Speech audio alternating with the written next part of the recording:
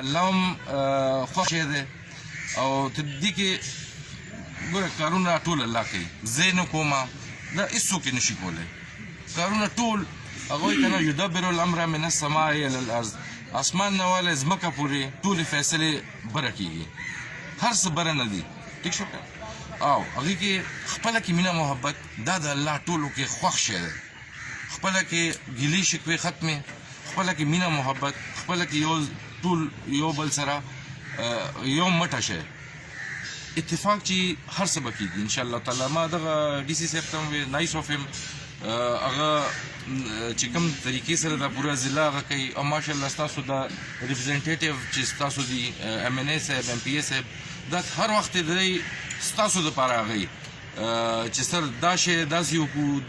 خلکو به دې کې زیاته فایده وي، دا څیزونه وکړو. نو انشاءالله تعالی زموږ ریپ ډاکومنټ هم آلموسټ ریډي شو، موږ لاهور ته تللي وو، هغې کې هغې باندې هم ډیلیبریشن به کېږي، هغه به مونږ ډي سي صاحب ته رالیږو، هغه به ایم این اے صاحب، ایم پی اے صاحب دی نه به هم انپوټ اخلي، د هغې یو ویټنګ به وکړي او فاینل به مونږ ته شی راشي انشاءالله هغه به سټارټ شي. کومه وعده چې ما در سره 8 جون باندې جرګه حال کې کړې وه، چونکې زموږ دا پروسیجر دومره اوږد دی، دا ټینډرینګ مینډرینګ الحمدلله د هغې هم بنیادونه سټارټ شو، ایټلیسټ کوم مونږ تاسو نه انپوټ اخیستی و او مخکې دا چې زیات هغه دي دې کې به انشاءالله ایم این اے صاحب، ډي سی صاحب، ایم پی اے صاحب د ټولو به دا د ټولو مشترکه هغه وي. ایټ د سیم ټایم زه به ډي سی صاحب ته هم دا درخواست کوم چې ګوره صرف یو دا د محمد ډیم ریسپانسبلیټي نه ده چې پوره ضلع هغه وچلوي که نه.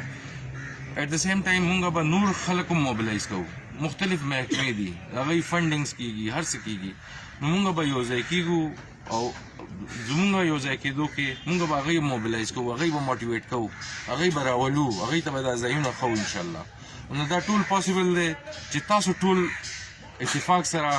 ډسټرکټ ایډمنسټریشن سره هم سپورټ کوئ. دا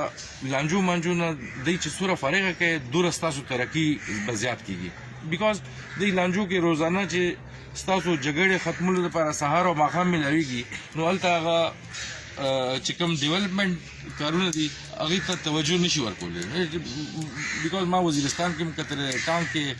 باجوړ کې ما دا وختونه تیر کړي دي، نو هلته چې څومره دی دې لانجو نه فارغ وي دومره به ستاسو لپاره منډه وهي او ستاسو چې څومره ښه کردار وي اټومیټیکلي دا ستاسو ریپرزنټیټیوز دي، دی به دله منډه هم وهي، دی به دله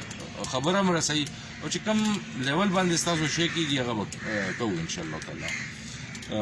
زما به الله تعالی نه دا دعا وي چې الله تعالی دې دا وړوکې غونډه کې زمونږ کوشش دی دا دې قبول کړي، خپل راه کې دې قبول کړي، مونږ ټول باندې خپل رحم شروع کړي، بیکاز د الله د رحم نه بغیر هېڅ شی پاسبل نه دی او مونږ ټول به د الله نه رحم غواړو. او دې کار خیر کې قیصر جبار صاحب سپیشلی دی دواړه زه اپریشیټ کوم چې زمونږ یو کال باندې دی منډه مو واله دا ټول شی پاسبل شو، دا ماته لګېدل نه چې دا به داسې پاسبل شي. نو آی ایم ایکسټریملی ګریټفل قیصر جبار صاحب اینڈ آف کورس ډي سي صاحب چې تر څو د ډي سي صاحب دا غني لیډرشپ او د دوی باندې لاس دي دا هر څه نشي کېدی. نو سر آی ایم ایکسټریملی ګریټفل افتخار ساجد صاحب، ایم این اے صاحب، نثار صاحب, Kaisar, from all of them also, from my